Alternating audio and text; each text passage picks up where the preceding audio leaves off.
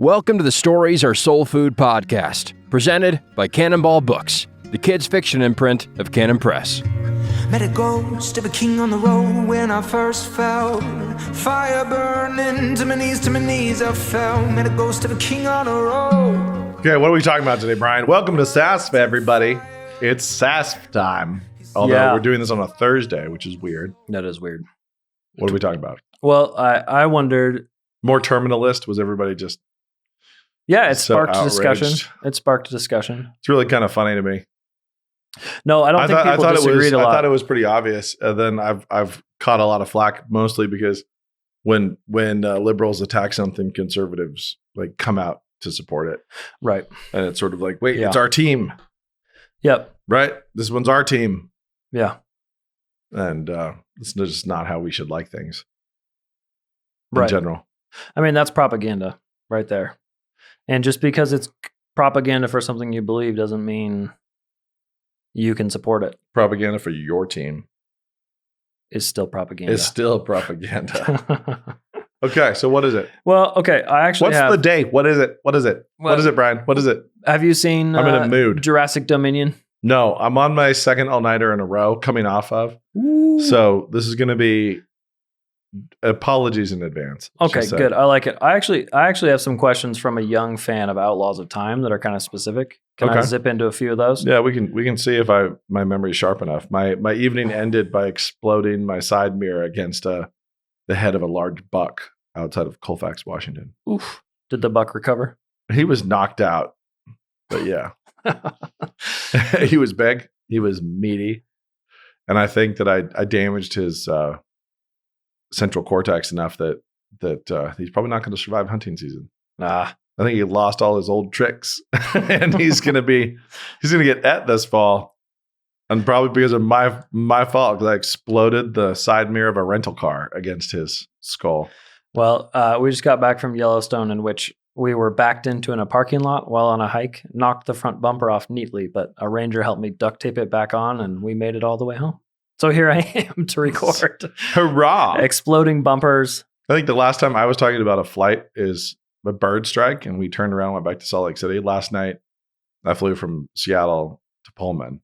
We circled Pullman, and there was a little thundercloud doing a little jig north of Pullman, and the pilot got scared and flew back to Seattle and wouldn't attempt it. Beautiful, clean, clear night, just one little thunder bump us on our left side. I was trying to film it, and it was so underwhelmingly hilarious. I was finding it like adorable to be able to see an entire thunderstorm at once. It's just cute. And this really, really clear, beautiful night. We were up there looking at this one little thing, and it was really funny. Then he bailed. And so I was annoyed enough that I rented a car in the last seconds of car rentability and drove all night to get home in order to strike a buck on my own home turf. And I had a conversation, luckily, in advance with the rental guy about the need, given my current mood, for the kind of insurance coverage that allows me to drive a car into the ocean on purpose and walk away. And survive. Every now and then, those are the insurance policies you need. Yeah. And that's what I had on this car. So as I took a lot of damage on the side, I was like, ha ha. You got the insurance there. Tossed the keys to the agent in Pullman. Yeah. And was like, I exploded the driver's side of that vehicle. It's fine. Yeah. Walk away. That's very cool. Anyway. Yeah. Let's talk about Outlaws. See if I remember anything. You know, these questions are too specific for right now. We'd need to do a whole episode on Outlaws, I think. Didn't we? Yeah, and we did already. So we need to get back into it before it makes sense to ask these. Okay. I have a question from Angela. Angela wants to know, how do you see your child as a character, and is it possible to help them on their character journey? And she makes a fun observation. It seems much simpler when you can write the character and write them overcoming a specific scenario than doing it in person. Uh-huh. So how do you help a kid without overstepping in on them or trying to write their own character arc? So she gives the examples of, a boy who's timid but needs to become a leader, or in real life, basically. So how much you've been pushing, hey, think of yourself as a character, but how do you treat your kids like a character without, Sure. trying to control them? Well, first, it's actually not that easy to write characters overcoming things. It isn't, because it's frequently very unbelievable, because you have to imitate the way in which it works in the real world. And if you don't capture that, it rings false and readers hate it. Mm-hmm. At least more intelligent readers hate it. But she is correct that you are not in charge in some weird ways with your kids. You're trying to help them get somewhere and overcome something. So you have to think of yourself. Start by thinking of yourself as a side character. So it's not you, the author. How do I write this? You're not the author of your kid's story. You are a side character in their story. And so you have to focus on being the best possible side character you can be, knowing that you're that person who appears in the early chapters and then is left behind as they go do their thing. So instead of looking at your kid thinking like, man, they really need to overcome. How do I get them? How do I force them? How do I write them into overcoming? Your relationship to them is not the relationship of author to character. Your relationship is character to character. And so you have to approach it that way and be thinking of what can you do to facilitate their growth, knowing that it's going to be long-term. You have to perpetually do this as a parent. You're perpetually facilitating growth. Mm-hmm. And so you are, I have had many conversations with my kids where there's a thing they're going to do or not do or whatever. And they have a headache or fill in the blank. And my response will be, that's allowed. Okay. Pain is information. And you can choose to ignore it, or you can choose to be dominated by it. And meaning you can still do this thing while having a headache. That's part of that kind of part thing. of the challenge. Yeah. I'm sorry. It's hard. That's tough. Yeah. So I guess you're going to have a bigger challenge now. But you have to approach all those things in your own life that way. So I was with my daughter in Seattle, and when we turn around, parent, you mean? Yeah. So when I'm in Seattle and we fly back and we land in Seattle, and she was also the same daughter who was with me when we had the bird strike in Salt Lake City. So she's apparently my lucky charm for turnaround flights. But she's the Jonah of the air. And she's just like, that pilot just completely wussed out. How do we respond? How do I respond? And how I respond is going to help her. If I am all, upset in a sinful way, if I get all flustered and frustrated and discombobulated, then all I'm doing is teaching her how to be a bad character. So how I respond and how I overcome and how I choose to overcome, and whether I complain about that overcoming or kind of revel in the suffering of it. Here we go with another biographical detail is what I told her. It's we're going to drive across Washington all night long so she won't miss classes in her first week of college at NSA this week, because otherwise it was, she was doomed. Because flight's next Monday or something like that. Yeah, it's it was, it's ridiculous. Or we're getting into Spokane and having to, she would have been getting back here after a bunch of stuff this morning. Right. So she was in the passenger seat and we just went for it all night and did it laughing, did it joking about exhaustion and fatigue. Had the best breakfast burrito of my life at 4 a.m. in Othello. Shout out to Othello. Let me just say, every now and then you eat something that really, really affects you. This is one of those moments. What was so good about homemade breakfast? That's difficult to say. Actually, we both sat there trying to deconstruct the situation of how phenomenal these things were. But these were homemade breakfast burritos, pretty fresh, that had been wrapped in tinfoil and are being sold out of a Chevron in Othello. Okay, awesome. So they're, Yeah, I mean, Othello alone is proof that Shakespeare used to be popular. Yeah. And so we're in Othello, Washington. We're both starving. We didn't have dinner. We rushed from what we were doing in Seattle to get to the airport. My TSA pre-number was not associated with my boarding pass for some reason. So we got stuck in this horrible security line and then had an altercation with the TSA agent And I was sitting here thinking, we really are in the labor crisis. This is the worst TSA experience I've ever had in years. They were understaffed, just incompetent. And it was incredibly poor. Then I've had some bad ones, and this was up there. And then we sprint to the airplane. We were at a dead sprint, and we're the last two on the plane as the door closes. And we're like, we made it. We fly to Pullman, turn around, fly back. Little did you know. Yeah. So we've already been through it. We already been like, when did we get there? And so then by the time it's 4 a.m. and we're in Othello, Washington, 2 hours and 2 minutes from home, according to my my ETA at that time. And we're both starving and we haven't eaten and we've just been battling to get back. And she's putting together a home playlist. She's just playing home songs. And I walk into this gas station and there's these homemade breakfast burritos. I was like, I'm in. Whatever is in here, I'm in. I went with chorizo. She went with sausage. So it was phenomenal. It was truly phenomenal. And so my best theory is the author's at a loss for words. The volume of meat. Okay. To the size of the dicing of the meat. To the way, and because it was diced really fine. Mm-hmm. And it was a lot of it. And the way it was cooked. Like, there's breakfast burritos that are fine, but they're more like just lumps of things. Like, here is a quarter of a potato. Ta-da! And this is where I put the cheese. This is the meat we get. I love it. There's lumps. This was a perfect breakfast burrito. It was fantastic. It was under cheesed, but the cheese was perfectly evenly spread everywhere. Good luck with that. Trying to find anything. Like, I worked at Taco Time for 2 months. I know how hard this is to evenly distribute things in a burrito.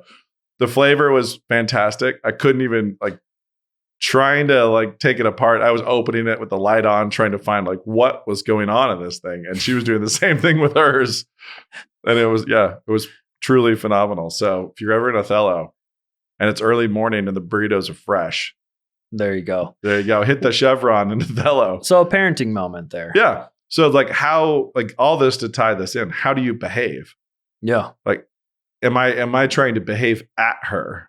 There are times when I'm talking at her. I'm interpreting a scene for her. I'm being a mentor. Mm-hmm. I'm being a dad. I'm being a father figure. But in this, she was at a track meet. She's running in this. She's running an 800 meter in Seattle. And, it's I'm talking to her about that and about strategy and about her moment. And as she's, nervousness or stress, I'm helping her process that or contextualize the moment that she can then do this. But she also set a goal for herself. And I'm supporting her in the pursuit of that goal. So she said she wanted to run, a particular time and she wants to keep running until she's hit that time. And I was like, great. Okay. Let's do it. Yeah. I'm for that. I'm for you putting yourself out there and suffering voluntarily when no coach is making you, when no team is making you, when no father is making you, and you set a goal and you're pursuing it. I'm going to, I'll come along and I'll cheer and I'll be there and I'll support her. So you're saying because stress and anxiety and those things will happen to you when you have your own goals. Yeah. After the coach time. So you're kind of training wheels for her at this point? No, I'm just the guy. I'm the guy driving her home. I'm right. I mean, it's really. She's like, these are really long, jammy rides. Right. This is. I mean, she was laughing about it, but it's. And we've had a blast. Yeah. So doing these, we've had a couple of them, and this is an example where she has things she's pursuing that I said, great. And now I am a subordinate secondary character in that. It's not my goal. Yeah. I'm. My goal is to be a good secondary character to her and in her life. Too many parents sadly make kids about themselves. Well, I'm reminded immediately of they've done 2 films recently, and this makes sense that our culture would pursue these, but the Winnie the Pooh kind of biopic of how much Christopher Robin, A.A. Milne struggled with his son, or his son struggled with A.A. Milne as life went on, where he felt his life became about Winnie the Pooh. Yeah. And then all similarly with Mary Poppins. And I only have the Hollywood slightly dramatized version to go off. Yeah, of you can for even the bounce truth. into the athletic side and look at King Richard. Oh yeah. So yeah, Venus and Serena become world class. Yeah, and you watch The Last Dance and look at the role that the loss of a father had in Jordan's life. Mm-hmm. It's like, and how that played in. It was enormous. Yep. And I mean, you keep watching the MVPs from the NBA talk.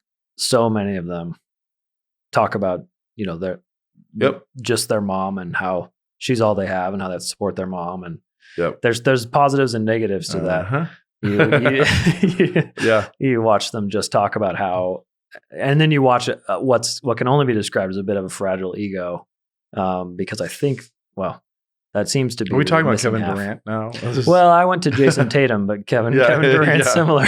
But it's sort of a weird, it's a weird thing for parents because they have their own lives and their own goals, and then they try to make their kids easy. They try to make their lives easier. And this is one of the big mistakes of the secondary character. When the parent is living as the primary character and thinking of themselves as the primary character, rather than as a secondary character in these other narratives, what is your role? To be an excellent secondary character. Mm-hmm. When you're thinking about yourself and your own goals and all that kind of stuff, you start sacrificing your kids pretty quickly.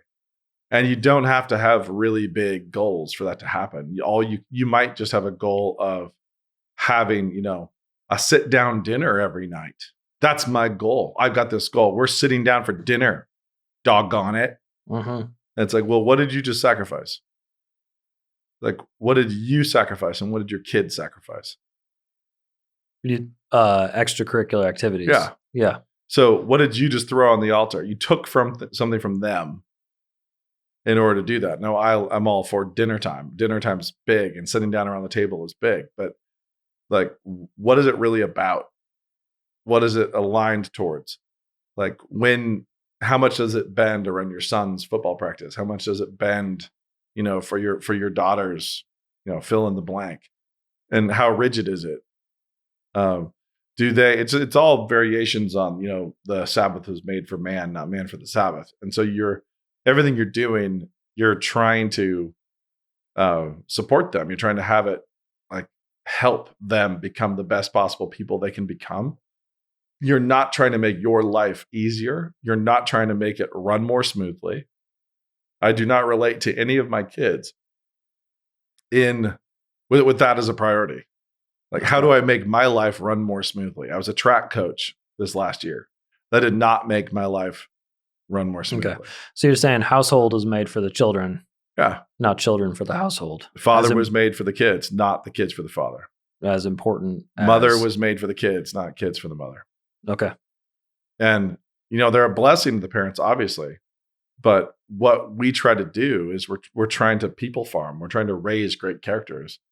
And that can mean putting in the extra effort. We're not just trying to run an efficient household, smoothly 5 days a week when they're in school. We're just trying to have it all be manageable and pragmatic.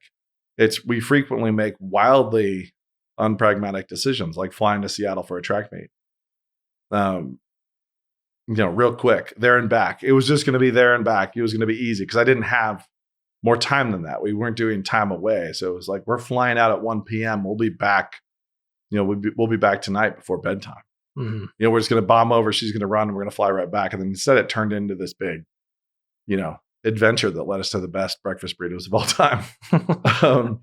In our story structure. Yeah. That was right at the midpoint. Or is that Dark Knight it of the was Soul? Actually, that was, okay. It was the midpoint. Dark Knight of the Soul was a little later when I was just struggling. And normally I can just power and stay awake, but I was struggling because I'd been up all night the night before too. And, just thinking like, oh gosh, I've guzzled as much caffeine as I have. Do I just need to stop?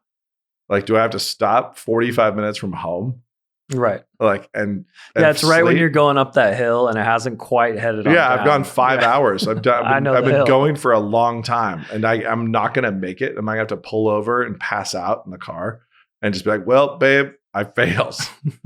And I was just like trying to, trying to stay awake and thinking I'm going to get out and do push-ups in the road, or maybe I'll just sleep for 10 minutes or whatever. And that was right when, as I'm just kind of like trying to slap myself awake, clawing my leg, doing that kind of stuff, this buck just came out and just blam, and the adrenaline, I was like the jerk. Oh, like, man. it's like, there we go. God took the side mirror, but he gave me that EpiPen that carried me through the finish line. I didn't have any trouble after that. It was like, I was wide awake. Like, okay, I'm in the new day. That's in hilarious. The new day. And I got home and I flopped on the bed and I passed out and my phone rang. Like, I don't even know when it rang. I could check my records. And for some reason I jerked and answered it. And it was Kirk Cameron. Shout out Kirk. And I was like, like, I'm gonna go away. And he's like, Nate? I'm like, yeah. He's like, sounds like I just woke you up. I'm like, you did. Like, I did. I was like, it's a long story. Like, I don't even. And he just had some marketing questions. And then I passed back out. And I forgot completely. Was it a dream? We don't know. No, I forgot completely about it until like 3:30 this afternoon, and then suddenly looked at my phone and was like, "Oh, right, yeah, there was that happened, that I was giving advice in my semi-conscious state." That's awesome. No, well, so the deer, the whole thing, the breakfast burrito, it was all a Coen Brothers movie. That's great. I once choked out a deer that I was trying to. Yeah, I remember this. You stood on it. You stood on its neck. I don't know why. I didn't have another way to kill it, but that's. Well, I was near that, and I was really glad this guy was coming too, because I was like, oh gosh, I want to kill this very large buck with my hands or my feet. Yeah. Not long ago, I got a call from my daughter. I think last year around this time, and she was heading to a dance, and she was like, I hit a buck in my Tahoe and it's really mad at me and it's not dying and it's in a lot of pain. I don't know what to do. Yeah. So I had to grab my 45 and drive out. And it's like classic Idaho. I'm just on the side of the road, just like putting 45 rounds in this thing. That was her first deer. We took pictures. She's in this beautiful dress, standing at the back of the truck, holding this buck. And then I called a flooring guy who works for us and said, hey, do you want some venison? And he said, always. And so that's great. They swung by to pick it up and process it. I still haven't actually. I was supposed to get some sausage from him after that. I didn't. It's a good reminder. But anyway. Chorizo. Yeah. Venison chorizo. The point is, to answer this question more succinctly, is that parents have to focus on being co-characters. And what would an excellent friend, mentor, side character, parent figure do? Okay, so here's a question. I was going to ask you then, do we have great examples of those parents in fiction? We have the bad ones. There are plenty of terrible parents in fiction. But I guess I'm wondering, what do you think of in Peace Like a River, the dad? No, I like him. Me too, but I guess I'm wondering. He's not as explain. He is a great character. He's aligned to the priorities that his kids are supposed to be aligned to. And he lives that way. And he lives that way with intense and fiery faith. Yeah. And, it's like when he's got a son who's off, he pursues his son with that faith. I mean, he's an example of a great character. Yeah. But the key is, do we have examples of good secondary characters at all? It's like, just know that you're Gandalf. You're not, you're not the heart. Best case, you're a protector for your little kid characters. You're around. It's like, are you going to be angry and snappy and kind of be like him? Or are you going to be the one that they know all about the affection and the deep loyalty and everything else? Oh man. Yeah. It's so tempting to be like, I just wanted to read my book on the couch. Or this scene is about me reading my book. Right. Like, no, apparently it's not. This scene is about you having someone throw up on your feet. But and then flip the camera around. This scene is about that kid who got sick and puked on their dad's feet, and how did their dad then respond to them and treat them? Right. It's like write the story about them. Yeah. And if you write the story about them and you're that side character, are you oppression? Are you part of the obstacle? Are you part of the darkness they have to outgrow and overcome? And it's really hard for strong dads, especially because your sons grow. Your daughters are your little baby girls. You're going to protect them. So letting things be hard, like it's easy to have everything be too easy and to not let things be hard on your girls. It's easy for that with your boys too. But knowing when to have hardship and how to have hardship, this is why I love sports, because it's this artificial, this artificial environment where it's relatively controlled, but there's suffering and there's goals and there's physical pain that you have to learn to ignore. And if you can't do that, how are you ever going to be a mom? If you can't do that, how are you ever going to be a good dad? Yeah. So I love sports for that, like for that little incubation of character. Yeah. To pursue character, to see the envy, to see the frustration, to see all the little temptations come up in a controlled environment where you can address them and help your kid through them. But yeah, it's easy. We live inside our own eyeballs. And so we live through scenes as if they're about us. And be there for your kids, like really actually be there for your kids as that guy occasionally on camera in their life story. Yeah, it's funny. We know exactly what makes a fun story. It's when something happens. But oftentimes in your own life, you're very disappointed when something happens. Yeah. You said, I was just going home. Not a thing happening. And I wanted to go all the way home with nothing happening, but the buck. Yeah, shabam. In a story. Then actually, that was just straight up grace because that was the caffeine I needed, and the rental policy, and pair that with the fact that I was fully covered. I was covered to the hilt, and had that conversation. Yeah, if anybody asks what's the difference between comedy and tragedy, that's it. It's the comprehensive insurance policy or not. But if I'd been paying for it would have been funny, and it would have just been like just another layer. Yeah, it would have one more layer. But it is really funny. Because I actually was telling the rental car guy the story of my ethical concern about the van breaking down in Tobermory in Scotland. Yeah. And I'm sure I've told that story on the podcast. Yeah, on the pod. But the struggle of knowing that I had insured it against my own violence, against this car, that I could intentionally wreck it and I was covered. And that I could have just put salt water in there and seen what happened and probably try to get the float up so that the gauge said that it had AdBlue in it and I could start the engine. But how long would it have run with salt water in there? I don't know. But I was insured against that. Like I could wreck it. I could completely and intentionally wreck it. Then I was covered. And I had that ethical struggle about, do I wreck this car right now? Do I take this risk in order to just do it because I'm covered? And of course I chose the path of righteousness. I didn't actually do that, but God provided urea, pig urine in other ways, AdBlue, diesel exhaust fluid. If you're deep track soul food, you understand this. Yeah. If you're not, just hit the forward 10 seconds. You can go back. But I was telling the guy in Seattle as he was like filling everything out, I was telling him, I want that policy. I need that policy. Yeah. That policy's here on this car tonight. And so when I hit that deer, it was, it was like, what was super funny about the Yellowstone accident is I had a 2-year-old who desperately had to use the bathroom.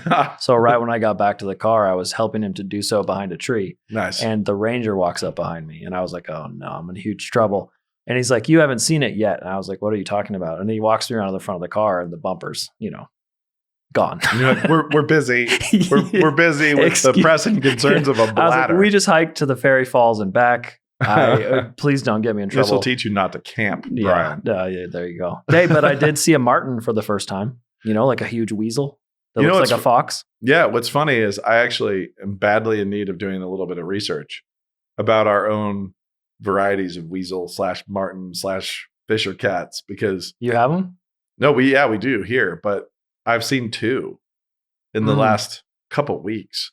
Yeah. And I'd never seen one, in a long time. Right. Well, it's funny that this creature, they're so fast and so good at climbing, like the apex squirrel predator. It's funny to me that there's a creature that's at the top of like I hunt squirrels. I get them. If they're there, I get them. I hunt squirrels. It was huge too. I expected it to be very small, but it was like fox sized. So Nice. just very low and ran like a snake sort Were of. there stripes on his tail at all? I have to check the video. Dark on dark, I think so. Yep. Yeah. Interesting. Is that a marten? This is what I'm saying. I have to do a lot of Because I've seen plenty of weasels. Weasels are pretty Yeah. easy to tell. Just Yeah. like dark snakes with fur. Yes. There they go. And then they're gone. Yeah. And the fisher cat, I'm not sure. This one just was very comfortable in trees. So I mean, fisher cats are just, I think they're just martens. Are They're like a kind, I'm pretty sure they're just a kind of marten. But I have yet to see a wolverine. So we'll work our way up to that. I've only seen that in season 6 of Alone. Perfect. So this was all kind of a long, meandering way to tell parents to focus on being secondary characters. Yeah. Take them camping. There you go. Take them on adventures. Do things that are not designed to make your life easier. Yeah. I forgot the camping chairs. But there So are. that There was, you go. it rained. Do it on purpose. Yeah. All the bison In were order very to help far my away. children grow, I have forgotten the camping chairs intentionally. It was almost freezing in the tent. But how you behave when you have forgotten the camping chairs is a perfect example. There's some good conviction in this episode. You look back and you think, but we talked about it. There you go. There's your moment to catechize the kids. We did. We said, hey, and I think we were just reading Joshua too. So there's the Achan really screws things up for his entire family. And I said, hey, look, For everyone. Joshua got to go back and attack AI the next day. So here we are. Yeah. Ready to attack We're AI. going to do better. Day 2. Do better tomorrow. No more idols. And we did. It was great stuff. Nice. Yeah. Yeah. But it is really all about that. It's all about living in those moments that you did not script. Like the things that are coming at you that are the events and the conflict and the interesting parts of any story. So whenever the interesting parts happen, how do you behave? Right. Don't complain about them. We're fiction people. Yeah. At least be funny about it. Right. They enjoy it, revel in it, find a good breakfast burrito. There we go. That's great. And that's honestly, it's like I'll remember, as long as my mind works, I'll remember hitting that deer and that breakfast burrito. I'm not going to remember much else about that drive. Now I have another reason to go to Othello. It's always that spot where you think, can I make it to Ellensboro? Yeah, Ellensburg. Ellensburg. Yeah. Or do I have to stop in Othello with all the fruit trucks? Yeah. But now you'll be stopping on purpose. Mm-hmm. The Chevron is calling. Yep. There we go. Okay. So the answer to the question is be fantastic side characters. And we can talk more about what that means. But I think there's plenty of great side characters in fiction. So be wonderful. So the answer is there for you. You know it already. You know it.